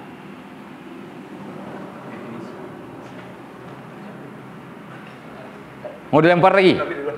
Lempar lagi. Makanya kan butuh praktek. Kalau nggak praktek nggak bisa kan? Butuh praktek kan? Insya Allah ini insya Allah lebih kuat nanti ingatnya. Ketika sudah selesai nanti keingatnya lebih dahsyat nanti. Jadi susah lupa. Mau lempar lagi? Lempar dulu. Lempar. Tadi apa? Al-Wahid. Nah, apa? Nanti sampai ke sini lempar juga. Lempar ke siapa? Ke Ustadz Amna. Oh, udahlah. Saya ulang lagi lah pembahasannya. Lempar lagi ke saya, ayo. Tinggal lempar geser aja. Oh, gitu. Ayo. Al-Wahid. Al-Wahid. Iya. Al-Wahid itu kan Maha Esa. Berarti mutabaqahnya. Mutabaqahnya di mana?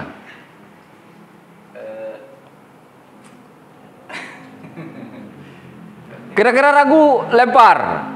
Sampai mikir lagi. Geser dulu. Ayo saya. Allah Sami. Allah Yasma. Kullu syai'in. Alim. Maksudnya pendengaran. Antum sami ya tadi? Mendengar. Di mana mutabaqahnya? Ya nama dan sifatnya keseluruhan bahwa itu. Nah, itu. Ketika nama itu menunjukkan kepada 2 hal sekaligus, nama dan sifat, disitulah letak mutabaqahnya. Bukan hanya menunjukkan nama saja, bukan hanya menunjukkan sifat saja. Kan keseluruhan tadi definisinya. Ya kan? Nah, tadamun saya. Sami, dengan sami'nya. Dalalah tadamunnya.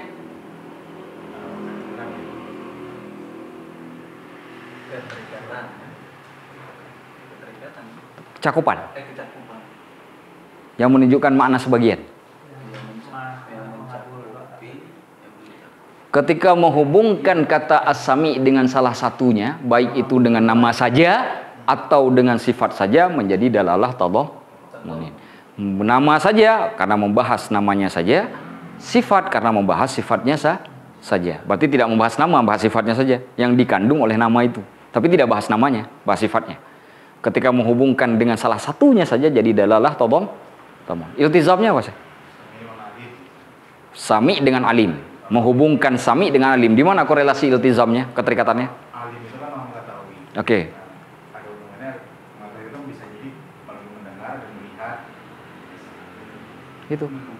Salah satu bentuk untuk sebagai bentuk supaya pembuktian Allah itu maha mengetahui, maka salah satunya Allah juga harus maha mendengar. Karena mendengar itu adalah salah satu metode untuk pengumpulan informasi. Ya kan? Maka mustahil orang alim kalau dia tidak mendengar. Orang buta masih bisa. Tapi kalau mendengar, makanya banyak orang alim buta, tapi jarang orang alim itu tuli. Hampir nggak ada kayaknya. Ya kan? Apa sebabnya? Karena mendengar jauh lebih potensial di dalam pengumpulan informasi. Maka itu hubungan sami oleh. Maka kan jarang kita lihat Allah basirun alim. Jarang kan? Selalu sami'un Itu dalil itu. Nah, bagaimana cara mengkorelasinya? Pakai ini dalalah iltizam. Kalau nggak bisa pakai dalalah iltizam nih, maka iqtiranul wasfain wa ismain wal wasfain tadi nggak tercapai. Jadi menghubungkan antara dua nama dua sifat itu pakai dalalah iltizam ini. Itu caranya. Arif. Apa tadi? Basir. Yang lain lah. Ini tadi Sami, Basir lagi mirip-mirip. Yang lain lagi. Yang lain. Apa? Ini dulu. Asyraf. Saya paham yang nomor 3 doang. Lah ini nggak paham. Ini nggak paham. Masih agak kurang. Kenapa nggak nanya? Tadi mau nanya cuman udah.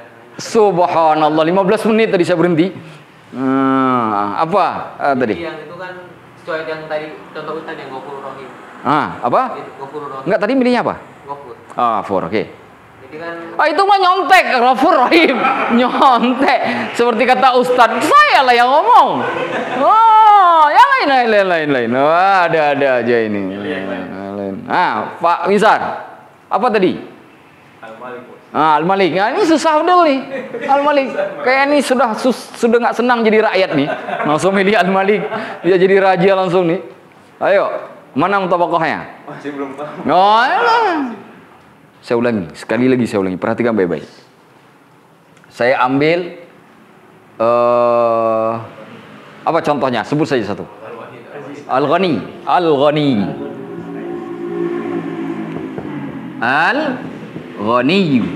yang maha kaya. Gitu kan? Kalau saya sebut mutabaqah, dia harus mengandung dua hal.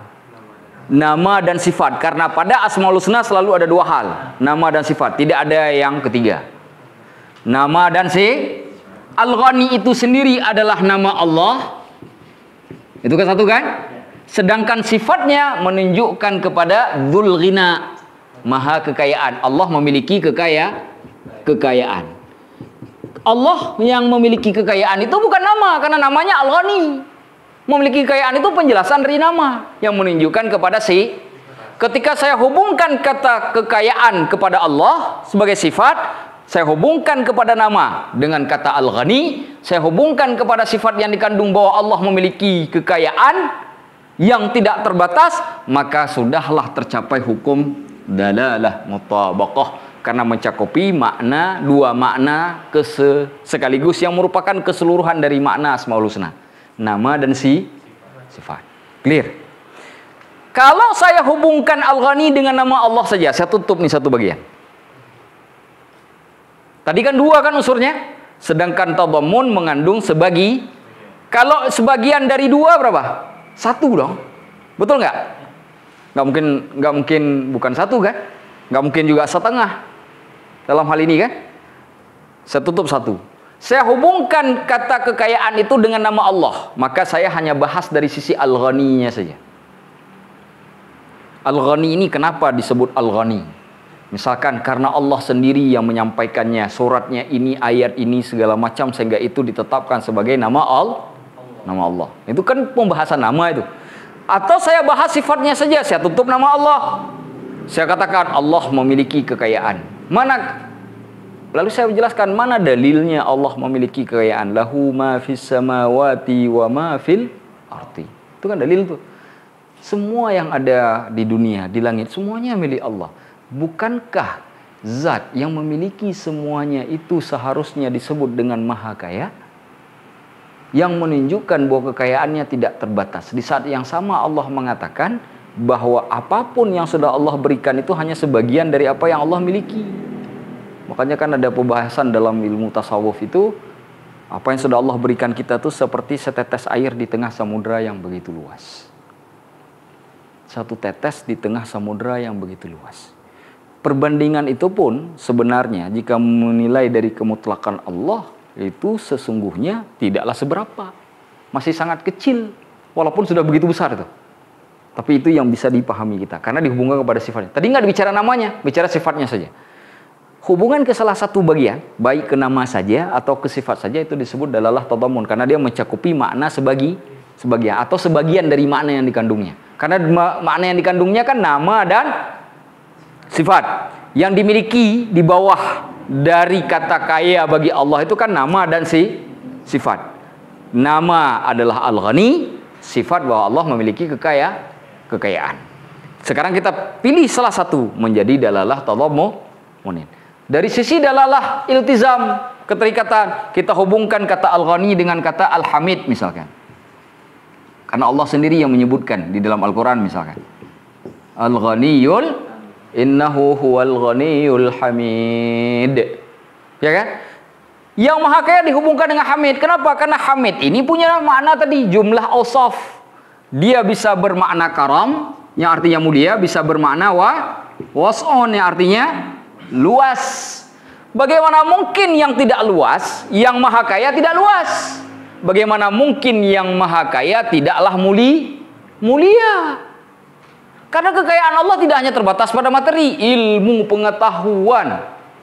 Ya kan? Ilmu Allah tidak terbatas, penglihatan Allah tidak terbatas, semua tidak terbatas, kan maha kaya. Maka mesti yang begitu maha mulia, yang sama, yang di situ juga maha luas. Yang dua cakupan makna ini ada di dalam Al-Hamid. Itulah hubungan antara Al-Ghani dengan Al-Hamid. Paham? Dan kalau ini Ashraf, kalau ini saya paham, saat ini saya nggak paham. Nah, kalau ini paham saya. Ini paham. Mana contohnya? Seperti kata Ustaz tadi, Al-Ghafur Rahim. Ini saya yang bilang tadi itu. Saya pengennya contoh kamu, bukan contoh saya. Nah ini kan, saya contohkan lagi. Ini kalau saya contohkan lagi, ini tambah lagi, nanti kalian nggak ada contoh lagi, habis. Nah, ayo, mau coba lagi. Harus bisa. Ini kalau nggak bisa begini, rugi kita. Kita mau tamat nih, kitab nggak paham yang kayak begini. Rugi kita belajar Asmaul Husna. Ayo, angkat tangan. 1, 2, 3. Ayo, beliau sudah. 1, 2, 3. Ada 6 lagi. Ayo, angkat tangan. Siapa? Apa? Mau ambil yang mana? Tetap wahid. Oh, istiqomahnya kuat. Yuk, silakan. Al-Wahid itu kan dari nama Allah yang Maha Esa. Dengan sifat Allah itu tunggal, artinya tidak ada kedua dan seterusnya gitu kan. Itu dari Mutabaqah. Berarti berhubungan dengan nama dan sifat secara sekaligus. Iya. Kemudian untuk apa? Tadamunin. Tadamunin itu kecakupan kan? Jadi cakupan Allah itu yang Maha Esa. Artinya cakupan itu artinya mengandung makna menghubungkan ke sebagian dari unsur yang ada. Kan ada 2 unsur tadi, nama dan sifat. Ketika dihubungkan ke salah satu unsurnya, itu disebut tadamun. Jadi cakupan itu bukan cakupan keseluruhan, kepada sebagiannya saja. Cakupan yang maksud itu pada sebagiannya saja. Motor rusak, yang rusak sebuah motor. Enggak kan? Cuma satu bagian saja kan? Nah ini juga. Ketika dihubungkan Al-Wahid itu kepada salah satu penjelasan, baik Al-Wahid sebagai nama Allah ataupun Al-Wahid sebagai sifat Allah saja. Ketika bicara nama Allah, maka tidak bicarakan sifat Allah, karena dibahas sifat Allah saja. Nama Allah saja. Ketika dihubungkan ke sifat Allah, tidak bicara tentang nama Allah, hanya bicara sifat Allah atau kandungan yang dimaksud dari nama Allah, itu namanya tadammun. Karena dia hanya sebagian saja. Kalau dua-duanya sekaligus, itu jadi mutabaqah. Kalau salah satu jadi tadammun. Itu aja. Simple kok. Nah, itu iltizam.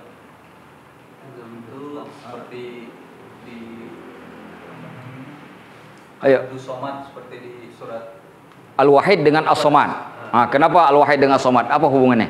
Karena ketergantungan karena Allah yang Maha Esa, Allah tempat meminta, artinya satu-satunya tempat kita. Betul. Dapat tuh udah. Subhanallah, bagus sekali. Bagus sekali. Ayo, udah 2 orang, lain lagi. Ayo. Ayo. Jangan malu-maluin, mau jadi punya anak, jangan malu-maluin. Tadi tanya sama anak, nggak tahu kan, yang nggak punya anak bisa kok. Masa yang punya anak nggak bisa? Belum punya anak aja bisa, yang udah punya anak nggak bisa, malu gitu. Ayo, ayo belajar itu yang berani, ke tangan. La ta'allamul ilma mustahin wala mustakbirun. Jangan banyak tulis. Kalau nggak paham, yang ditulis yang paham. Jangan ditulis yang nggak paham. Ayo. Masih bingung, Fit? Ayo, Satu contoh lagi saya. Biar mereka terbuka pikirannya. Ini kita nggak lanjut nih. Udah kita nggak belajar nih sampai selesai. Udah cukup di sini aja kita tutup nih. Udah 11:30 kita tutup nih. Nanti kita belajar lagi minggu depan bacanya. Karena ini kalau nggak paham rugi kita maju. Al-Latif, perhatikan Fitra, Al-Latif tuh. Itu ya sebagai nama Al-Latif. Lembut. Sifatnya Allah memberi kelembutan. Terus dalam kelembutannya ya tadi dibahas kelembutan Allah Saja. salah satunya atau sebagai sifat. Kalau di dalamnya Latifun Khabir. Latif itu kan lembut. Khabir itu amat. Nah, orang yang bisa lembut itu kan kalau orang udah tahu Punya kesalahan secara keseluruhan, jadi bisa objektif. Iya. Tidak bisa lembut kayak misalnya si A punya dosa tapi dia tahu alasan dia berdosa itu ngapain. Misalnya dia kayak orang maling tapi karena dia butuh. Nah, dia bisa lembut ke orang maling itu karena dia tahu dia maling terpaksa misalnya. Karena ada pengetahuan itu. Ketahuan kan dari tulisannya? Masih bingung juga. Nyobatan. Nyoba. Saya lebih senang nyoba daripada nggak nyoba sama sekali.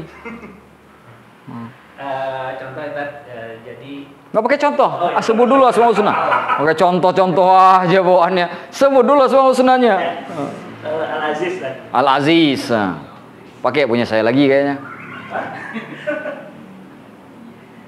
Boleh nggak apa-apa Al-Aziz, tapi nggak boleh pakai hubungannya nanti nggak boleh sama Al-Hakim ya. Ayo Aziz. Kalau gitu diganti dan. Kamu benar, karena nggak disuruh ganti Al-Hakim, ganti Al-Aziz ya apa? Al-Muhyi. Al-Muhyi. Yang menghidupkan. Yang menghidupkan. Oke.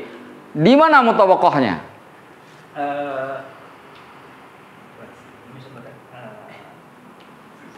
Sulit ya? Nama Allah Paham?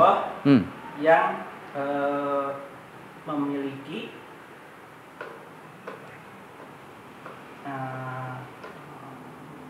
susah ya? Antum susah nggak paham kalimat yang saya jelaskan tadi saya 2 kali? Nggak susah nggak menurut antum memahaminya? Ketika saya jelaskan mutabaqah tadammun iltizam, susah nggak paham antum memahami? Enggak kan? Kenapa jadi susah memahami?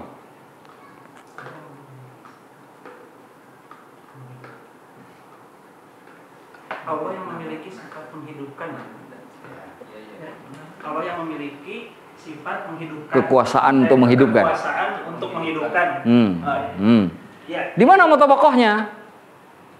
Ya, nama Allah yang memiliki nama Allah yang nama Allah dengan kuasa menghidupkan. Cara menyebutkannya secara lebih ini supaya saya paham, Fitra udah ngerti, tapi supaya tidak terjadi ini, ketika kita berbicara 2 unsur dari Asmaul Husna itu secara sekaligus, bicara nama dan bicara sifat. Namanya adalah Al-Muhyi, sifatnya bahwa Allah punya kekuasaan untuk menghidupkan. Ketika kita bicara ini secara sekaligus, itu jadi mutabaqah, Ustaz. Enak kan? Nggak sulit kan? Nggak sulit nggak sih? Tinggal copy paste aja kalimat saya tuh ubah kepake dengan Asmaul Husna kan lebih gampang lagi kan? Tadammun. Ayo. Dengan kuasanya Allah menghidupkan itu berarti Allah enggak begitu. Udah mulai aja udah salah. Tadammun itu artinya ketika kita bicara pada salah satu aspek dari 2 unsur tadi. Kalau kita fokus ke namanya saja Ustaz, itu tadammun. Kalau kita fokus ke sifatnya saja, tadammun. Kalau fokus kedua-duanya sekaligus, mutabaqah Ustaz. Gampang kan? Misalkan saya bahas sifat Allah. Allah itu punya kekuasaan. Itu namanya tadammun. Karena saya bicaranya dari sisi sifat, nggak bicara nama. Tapi kalau saya bicara sekaligus nama dan sifat seperti yang selama ini kita lakukan, itu mutabaqah. Gampang nggak sih sebenarnya memahami? Maku? Masih sulit. Ntar saya kayaknya harus bicara bahasa Prancis. Ntar lah, minggu depan saya jelaskan pakai bahasa Portugis. Dicoba dulu ini. Tunggu dulu Fitra. Nih. Kita nunggu. Ini mahasiswa kumlot. Kita mau lihat benar nggak mahasiswa kumlot. Apa? Muta'ali. Subhanallah. Jarang-jarang ada yang ngomong begitu. Ayo lanjut. Nama Allahnya kan muta'ali. Nama Allahnya. Terus sifat Allahnya jadi zat yang paling tinggi. Di mana mutabaqahnya? Itu kan sifatnya, namanya kan muta'ali yang tadi, terus Ah. sifat Allahnya yang jadi yang Ya, di mana mutabakohnya? Jawabannya sederhana. Ketika saya berbicara, kedua-dua unsur itu, Ustaz, maka jadi mutabakoh. Apa sulitnya gitu? Ya itu, tapi kan nggak disebutkan tadi kan, geleng-geleng ketemu kan. Maksud saya bertanya begitu supaya kita ketemu benang-benangnya, benang merahnya kan. Saya ulangi, ayo muta'ali. Mana mutabakohnya? pokoknya berarti kedua dari itu nama Allah dengan sifat Allah yang tadi. Kenapa kedua nama itu? Kenapa dua unsur itu kenapa? Ada mutabakoh tadi. Iya, kenapa dua itu? Apa kedua itu digoreng? Apa di apa? Mau diapain nih dua ini? Hah? Dipahami. Ketika dipahami secara sekaligus. Nah, harus ada kalimat dipahami sekaligus itu kenapa? Karena mutabakoh itu mengandung makna keseluruhan baik dari sisi nama ataupun sifat. Maka harus ada sekaligus. Tapi kalau bicara nama, sifat kan bisa saja pembahasannya nama sendiri, sifat sendiri kan. Jadi jatuhnya kepada tadammun nanti. Ya kan? Ulang lagi. Ya, perhatikan Fitra. Enggak, saya telepon orang rumah nanti. Enggak lulus malam ini. Namanya kan muta'ali. Iya. Terus sifat Allahnya berarti zat yang paling tinggi. Mutabakohnya di mana? Pokoknya dua-duanya. Kenapa dua-duanya? Kedua-duanya kenapa? Kenapa kedua-duanya? Digoreng kah? Dibawa? Apa sih dipelajari? Dipelajari, dipahami. Begitu. Karena kedua-duanya, apanya yang kedua-duanya itu kan? Begitu kan? Kenapa saya kejar predikatnya, kata kerjanya, kenapa saya kejar? Apa yang dipahami oleh asyraf dengan kedua-duanya itu? Baik, tadammun. Tadammun berarti salah satunya aja tuh. Kayak mempelajari cuma sifatnya aja atau dari namanya aja. Oke, iltizam. Udah masuk akal tuh. Kalau asal ngambilnya muta'ali sama al-hamid itu muta'ali kan awalnya Muta'ali dengan hamid. al-hamid. Oke. Jadi kan Allah Maha Tinggi, dan dengan Allah yang Maha Tinggi itu akan membuat Allah dapat jadi apa sih? Mulia. Hamid. Oh, yang dapat dipuji. Iya, bagus itu. Karena kedudukan Allah yang Maha Tinggi dari sisi derajat, maka Allah menjadi pantas dipuji. Maka sabutlah Allah muta'ali wal hamid, sehingga kita bisa katakan innahu huwal muta'alil hamid. Itu bagus tuh. Itu baru dalam iltizam tuh. Kan kebuka juga pikirannya. Masih mau coba lagi? Coba. Ayo. Ayo. Pilih apa lagi? As-sabur. Atau mau pilih as-sabur? Biar saya sabar sekalian. Ayo, as-sabur. Atau apa? Tetap al-muhyidat. Oh, tetap al-muhyi. Baik. Jadi al-muhyidat untuk mutabakohnya al-muhyi sebagai nama sekaligus yang memiliki kuasa untuk menghidupkan. Oke, kenapa emang? Sekaligus,nya kenapa? Karena dipelajari atau dimaknai secara utuh keseluruhan. Nah, itu yang saya pengen itu. Kalau nggak ketemuan kesesuaian itu, karena kesesuaian itu kan harus mencakupi seluruhnya. Itu yang saya pengen sebenarnya. Kalau nggak dibicarakan begitu, mutabakohnya belum masuk. Makna mutabakohnya belum ketemu. Nah, ketemu sekarang. Namun ketika yang dibahas ya hanya sifatnya saja, yaitu sifat kuasa menghidupkan. Oke. Atau itu kan enak tuh dengar. Ayo lanjut. Atau hanya namanya saja sebagai al-muhyi. Oke. Iltizam. Iltizamnya al-mumit yang maha mematikan. Oke, kenapa? Jadi kuasa Allah pada saat dia mempunyai kemampuan untuk menghidupkan, maka sekaligus punya kemampuan juga untuk mematikan. Jadi mempunyai sebab akibat gitu. Karena menghidupkan membuat sesuatu jadi awal, mematikan membuat sesuatu jadi akhir. Bagaimana mungkin yang membuat awal tidak sanggup membuat akhir? Maka muhyi, penghubungan iltizam dengan mumin. Nah, itu baru pinter tuh.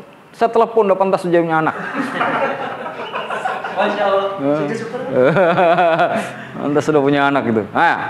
Ini orang filsafat. Ini orang filsafat. Inilah kalau filsafat udah jarang ngaji. Hilang filsafatnya. Ayo. Coba. Apa itu tadi? Jangan pakai al-basir lagi. Apa? Al-haq. Hah? Al-haq. Al-haq. Yang maha benar.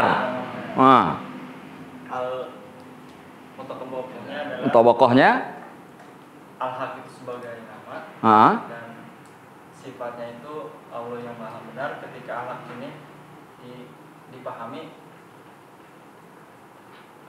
digunakan atau dipahami secara keseluruhan antara nama dan sifatnya. Mantap. Tadamun. Tadamun itu yaitu ketika diambil salah satu sifat atau namanya saja. Oke. Iltizam. Al-Haqqul Jalil. Al-Haqqul Jalil. Kenapa? Karena benar maka berada di posisi yang paling tinggi dan luhur. Sesuatu yang maha benar mesti dia paling luhur. Ya kan? Paling istimewa. Karena nggak mungkin kalau dia benar tapi dia rendah. Nggak mungkin. Maka al-haq wal jalil. Allah yang maha benar, dialah Allah yang maha tinggi. Sudah bisa nikah itu. Tinggal 2 lagi. Mau kita tunggu sampai besok subuh atau gimana? Allah, takbir. Gitu ilmu. Ayo, Mardi. Ar-Razzaq.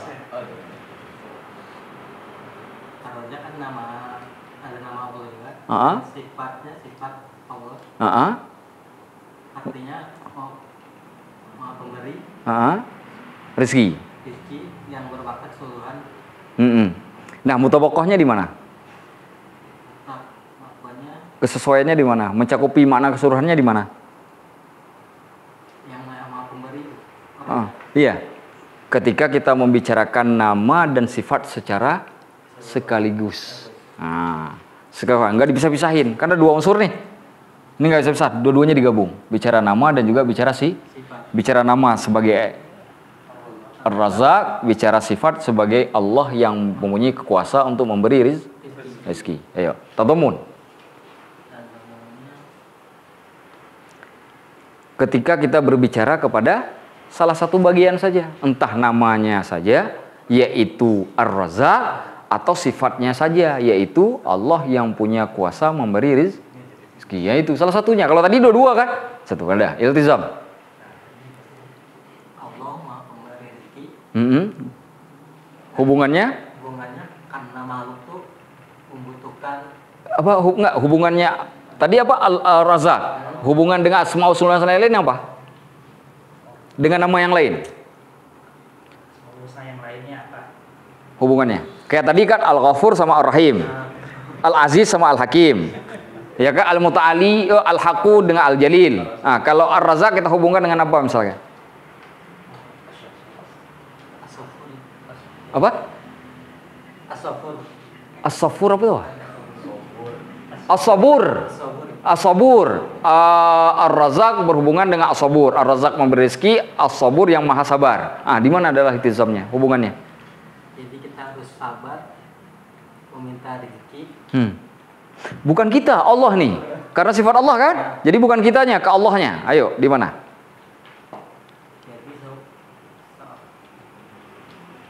Saya buka. Harus bersabar. Bukan kita, Allah. Kalau kita kan nggak punya sabur. Kita juga buka Ar-Razzaq. Yang Ar-Razzaq Allah, yang As-Sabur Allah. Berarti bicaranya dari perspektif Allahnya, dari sisi Allah, bukan dari sisi kita. Berarti Allah itu bersabar ke kita apanya?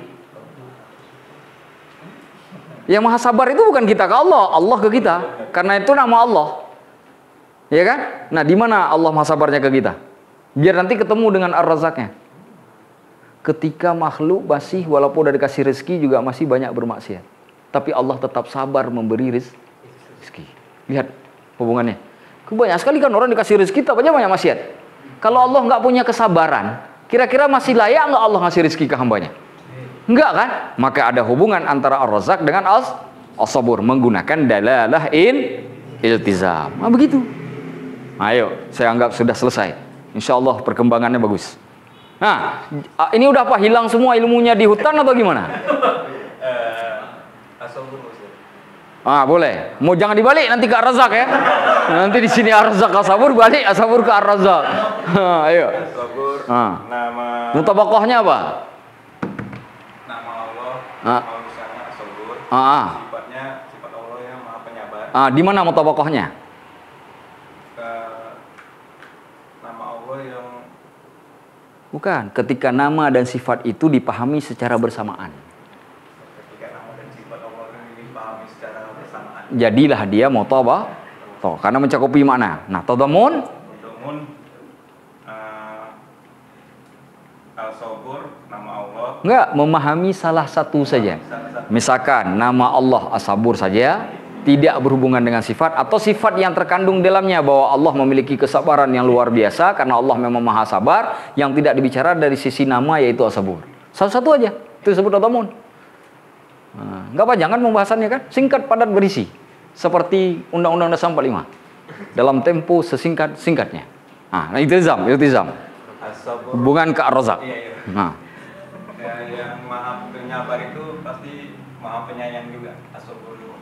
As-Sabur Rahim. Kenapa? Karena dia kalau nggak Allah tuh nggak penyayang, pasti nggak penyabar juga. Jadi dia membutuhkan pasti Maha Penyabar itu pasti Maha Penyayang gitu. Oke. Iya, betul. Oke. Seorang yang penyayang tuh pasti bersabar. Pertanyaannya, why? Kenapa begitu? Bagaimana caranya memahami yang menyayang bersabar? Mesti harus ada dalilnya dong. Betul Ustaz. Ayo.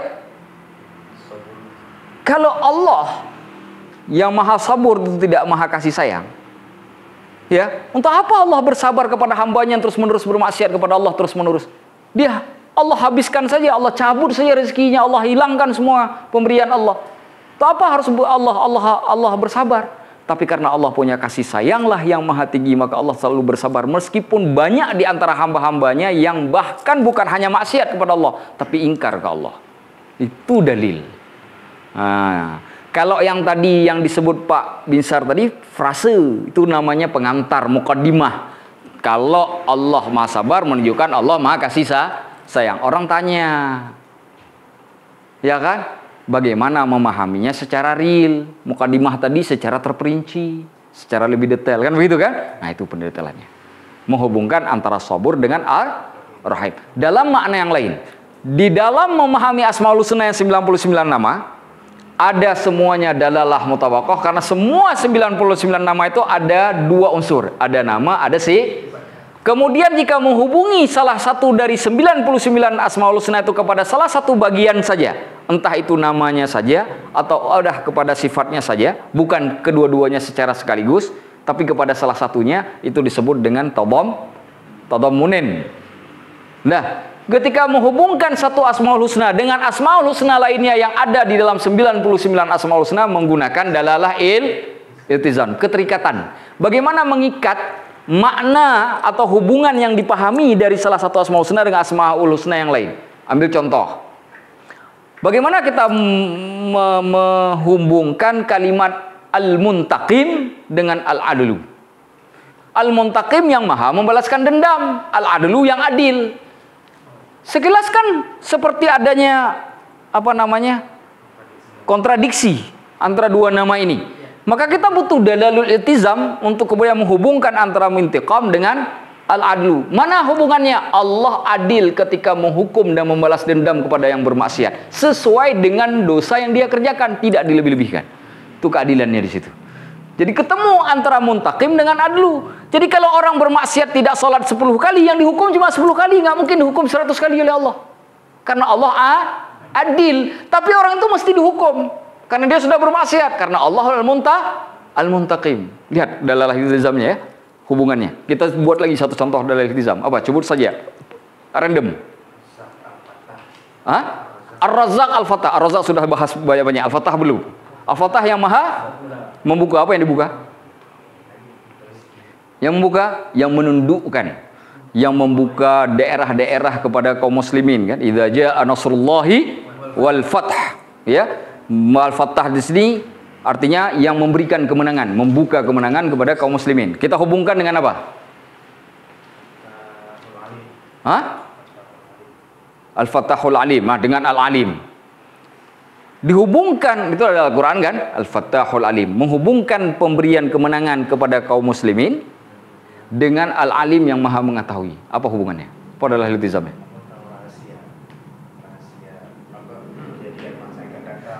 Allah kenapa tidak ditakdirkan di zaman Muawiyah bin Abi Sufyan supaya Konstantinopel tunduk? Kenapa baru masa Turki Utsmani? Karena kalau kita tundukkan saat itu, belum tentu mungkin kita siap mengatur. Kenapa? Karena di sana masih terlalu banyak orang yang tidak berbudaya. Karena bangsa Eropa masa itu masih hidup dalam kondisi kegelapan. Yang dipengjupul kok kayak orang Viking itu kan manusia-manusia kanibal masih itu. Kalau ditakdirkan dibuka saat itu, mungkin nggak ada manfaat bagi kita. Maka Al-Fattahul Alim harus diikuti dengan pengetahuan Allah. Karena ketika Allah memberikan, karena Allah tahu bahwa hambanya dari kalangan kaum muslimin sudah siap untuk mengelola wilayah yang lebih. Makanya diberikan kepada Sultan Al-Fatih. Itu contoh saja. Itu bukti konkret untuk menjelaskan hubungan antara Al-Fattah dengan Al-Alim. Sama seperti dalam kasus kita ketika Allah kasih kita rezeki, tapi ditunda. Allah kasih kita cari kerja, tapi ditunda untuk dapat kerjanya. Apa sebabnya? Karena bisa saja saat itu kalau dicari kerja dan langsung Allah berikan, kita jadi manusia lalai. Lalu lupa segala-galanya, tidak tahu diri. Tapi dengan lama kita tidak dapat, baru dikasih di belakangan, kita masih ada kesadaran di dalam hati. Jadi ada hikmah. Makanya kalau dalam ilmu tasawuf itu ada kalimatnya begini. Semua takdir Allah, walaupun kita pandang itu baik dan buruk menurut persepsi kita, pada hakikatnya adalah baik. Maka iman tidak hanya kepada qadar yang baik, tapi juga pada qadar buruk. Bil qadri khairihi wa syarrihi. Qadar yang buruk dan qadar yang baik. Bukan jangan percaya yang buruk, yang baik saja, yang buruk juga harus diimani. Bagaimana cara mengimani yang buruk? Bahwa setiap yang buruk yang dalam pandangan kita ini tidak baik pada kita, pada hakikatnya adalah baik menurut Allah. Hanya saja kita belum tahu hikmahnya. Berapa banyak orang, seperti saya kasih contoh kan, minggu kemarin kalau saya nggak salah, ada orang ketinggalan naik pesawat. Lalu tiketnya hangus. Secara hitung-hitungan, itu kan rugi buat dia, buruk buat dia. Tapi ternyata ketika sebentar kemudian, kapal yang harusnya dia tumpangi ternyata jatuh ke dalam laut. Semua awaknya meninggal. Cuma dia yang selamat yang tadi telat datang. Pada momen seperti itu kejadian, buruk ataukah baik? Itu kejadiannya cepat. Bagaimana yang kemudian dikasihnya 10 tahun, ada yang dikasih 15 tahun, ada orang sudah menikah dikasih anak sampai 15 tahun, 20 tahun kemudian. Nabi Ibrahim berapa puluh tahun? Nabi Zakaria berapa puluh tahun dikasih anak? Sudah Nabi loh, sampai doanya macam-macam. Iya kan? Sudah Nabi kan tiap hari berdoa, tiap hari berzikir, tapi nggak ada dikasih nama. Sampai datang masanya ketika istrinya sudah menopause, sudah nggak lagi haid, berarti sudah sekian lama itu. Baru kemudian malaikat datang mengatakan, inni ubasyiruka biyahya. Sesungguhnya aku memberikan kabar gembira kepadamu, wahai Zakaria, dengan anak yang kuberi nama, yang diberikan namanya langsung oleh Allah, yaitu Yahya. Bukan anaknya yang dikasih, nama-namanya sekalian dikasih oleh Allah. Ya, setelah sekian lama. Bukti bahwa takdir Allah yang bakal kita pandang dalam kehidupan kita buruk, ternyata setelah berlalunya waktu, ternyata malah justru baik. Coba kalau mungkin dikasih awal, mungkin anaknya aja dikasih namanya enggak. Tapi dikasih lama, dikasih anak, dikasih nama, dijamin lagi tempatnya di dunia dan akhirat. Sayyidan wa hasuran wa nabiyyam minas solihin. Sayyidan, penghulu, pemimpin, dijamin. Anaknya masih belum lahir, tapi sudah dijamin jadi pemimpin. Belajar dari ini, maka kita paham satu hal. Dalalah iltizam ini menghubungkan kebesaran Allah dengan kebesaran yang satu dengan kebesaran lainnya.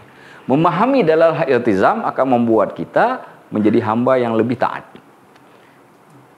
Menjadi hamba yang lebih tahu diri. Menjadi hamba yang ketika kita ditimpa masalah, maka tidak ada tempat lain yang kita lari yang kita jadikan sebagai tempat curhat, yang kita jadikan sebagai tempat permohonan, tempat mengadu kecuali Allah. Jadi pentingnya dalalah iltizam itu supaya kita memahami. Tapi tidak mungkin dalalah iltizam ini dapat dilakukan kalau makna yang dari awal, dari sejak awal dulu kita pelajari itu nggak paham-paham. Yang dari awal kita belajar kitab ini, itu nggak paham. Nggak mungkin bisa dalalah iltizam. Karena iltizam itu kan menghubungkan makna yang satu dengan makna yang lain. Bagaimana kemudian menghubungkannya jika satu makna aja nggak mengerti? Ya, nah, saya kira begitu. Jadi malam ini kita belajar satu, pembagian terhadap sifat-sifat Allah, nama-nama Allah dalam Asmaul Husna ada 6. Yang kedua, petunjuk untuk membicarakan dan memahami Asmaul Husna secara keseluruhan, baik yang berhubungan dengan unsur keseluruhan yang ada di dalamnya atau unsur sebagian yang ada di dalamnya, atau menghubungkan makna dari Asmaul Husna itu dengan makna lain dari Asmaul Husna yang lain dengan menggunakan 3 dalalah, baik itu mutabaqah, tadammun, dan iltizam. Dengan metodologi ini kemudian kita bisa memahami atau mempelajari Asmaul Husna secara lebih mendalam dan seterusnya. Kita tidak baca kitab lagi, sudah hampir jam 12 malam untuk bicara 2 hal ini. Namun semoga walaupun banyak waktu yang kita habiskan, semoga bermanfaat dan kita benar-benar mengerti. Sehingga kemudian kita bisa berakhlak dengan akhlaknya, berakhlak dengan mencontoh pada makna yang terkandung di dalam Asmaul Husna, atau dalam bahasanya Imam Al-Ghazali, natakhallaqu bi al-asma'il husna. Kita berakhlak dengan Asmaul Husna. Saya kira itu saja. Silakan Aris dibaca doa kafaratul majlis.